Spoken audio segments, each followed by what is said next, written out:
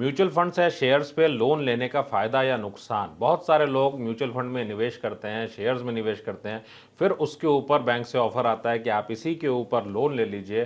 तो इसका क्या फ़र्क पड़ता है, हमारे जीवन में क्या रिस्क हैं, क्या फ़ायदे हैं, डिटेल में डिस्कस करूंगा इस वीडियो में। सो अंत तक बने रहिएगा। वीडियो को लाइक करना और चैनल को सब्सक्राइब करना बिल्कुल ना भूलिएगा। Hi, I am Viplav Majumdar. I am founder of plan your world training academy private limited. ये स्टार्टअप हमने शुरू ही इसलिए किया ताकि आप अपने एडवाइजर हो सकें, क्योंकि मिडिल क्लास में सभी लोग सेव करते हैं और जब इन्वेस्ट करते हैं तो वहां पे गलतियां करते हैं, क्योंकि बचपन से वो चीजें रटाई गई हैं जिससे आपका फायदा कम, दूसरों का फायदा ज्यादा होगा। सो हम चलते हैं अपने टॉपिक पे वापस। सो म्यूचुअल फंड के ऊपर अगर हम लोन लेते हैं तो इसका क्या मतलब होता है। तो सबसे पहले एक बात समझ लेते हैं, म्यूचुअल फंड में दो तरह के फंड्स होते हैं, mainly date and equity.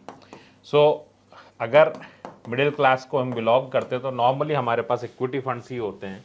Date fund में मान लीजिए कि आपके पास में आपने 50 लाख का इन्वेस्टमेंट किया हुआ है ओवरऑल, और इसके ऊपर आपको 80% का आपको लोन मिल जाएगा। मतलब ये हुआ कि लगभग 40 लाख रुपए का आप लोन ले सकते हैं, क्योंकि यहाँ पे वोलेटिलिटी कम होती है। लेकिन अगर इसी चीज़ की मैं बात करूं कि इक्विटी में आपका पैसा है 50 लाख रुपए है, तो लगभग आपको इसी पे कितना लोन मिलेगा, ये मिलेगा लगभग 50%, किसी में कम किसी में ज़्यादा, किसी बैंक में। सो इसका मतलब हो गया 25 लैक्स। सो ये अमाउंट तो हमें मिल जाता है, और इस अमाउंट को जब हम पाते हैं, सो रेट ऑफ इंटरेस्ट जो इसमें रहता है वो भी अपने आप में 10.5 या 11% का रेट ऑफ इंटरेस्ट रहता है। अब आपको क्या पर्पस से आपने पैसा लिया मैं नहीं जानता, लेकिन इसके बहुत सारे मतलब हैं। सो इसके क्या क्या फायदे हैं, हम इसके ऊपर चलते हैं। सो आपको कोई पर्सनल काम है, आपको अचानक पैसे की ज़रूरत पड़ गई, आपके पास म्यूचुअल फंड्स हैं, आपने ऑनलाइन आवेदन कर दिया और आपको मिल गया इसके ऊपर में ओवरड्राफ्ट फैसिलिटी, या लोन आपने ले लिया। सो पहला इसका फ़ायदा क्या है कि पर्सनल लोन से इसका जो रेट ऑफ इंटरेस्ट है वो कम है। प्लस सेकंड नंबर पे अगर मैं जाऊं तो क्रेडिट कार्ड से भी इसका इंटरेस्ट कम है। सो आपको इमीडिएट लिक्विडिटी देता है। इमीडिएटली आपके पास में पैसा आ गया, लिक्विडिटी आ गई, और आप ज़्यादा ब्याज देने से बच गए। इसका और क्या फायदा, मन में फीलिंग क्या आती है, लोग इसको लेते क्यों हैं? लोग लेते हैं कि मेरे पास में मान लीजिए 50 लाख या 5 लाख का भी इन्वेस्टमेंट है। सो आपका 50 लाख का इन्वेस्टमेंट हो चाहे 5 लाख का इन्वेस्टमेंट हो, आपके मन में ये आता है चलो इक्विटी में अगर 5 है तो मैं 7.5 लाख का इन्वेस्टमेंट कर लूंगा, लोन पे भी ले लूंगा पैसा, क्योंकि बाजार तो लगातार यूं ही जाता है। 50 लाख है तो भाई 75 लाख का इन्वेस्टमेंट कर लूंगा, 50 लाख अपना प्लस मैंने लोन लिया 25 लाख का और मैंने कर दिया। थोड़ा थोड़ा ब्याज हम देते जाएंगे, उसी में से बेचेंगे, देते जाएंगे। क्यों? यहां पे आपको देना है 10.5%, 11%, या हद से हद 11.5%, और वहां पे आपने ज्यादा कमा लिया। फीलिंग तो यही आती है। लेकिन क्या यही एक साइड की स्टोरी है?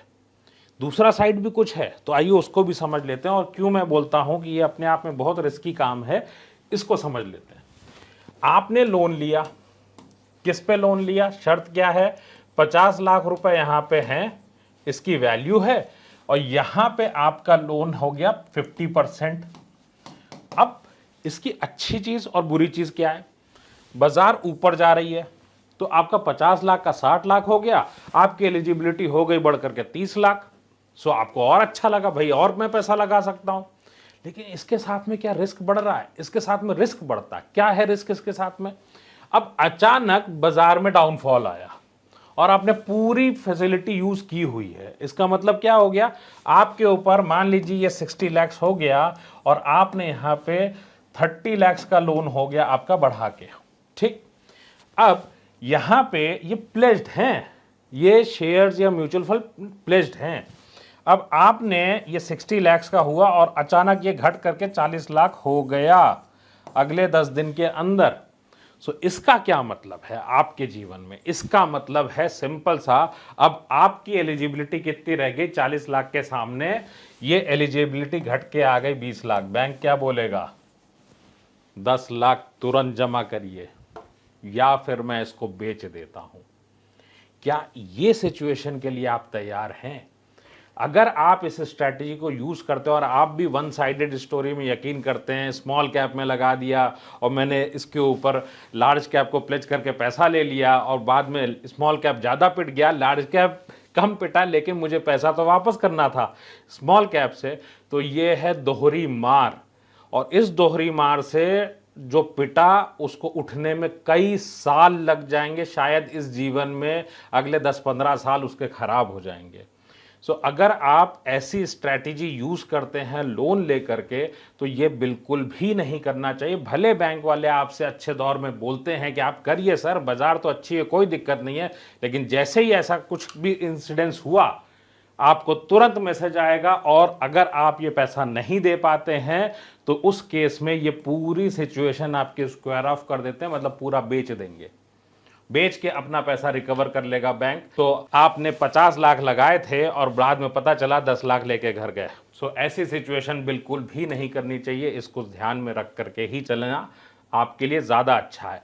आपको अगर वाकई वेल्थ बनाना है तो वेल्थ बनाने के रूल बहुत सिंपल हैं, दैट रिक्वायर्स डिसिप्लिन।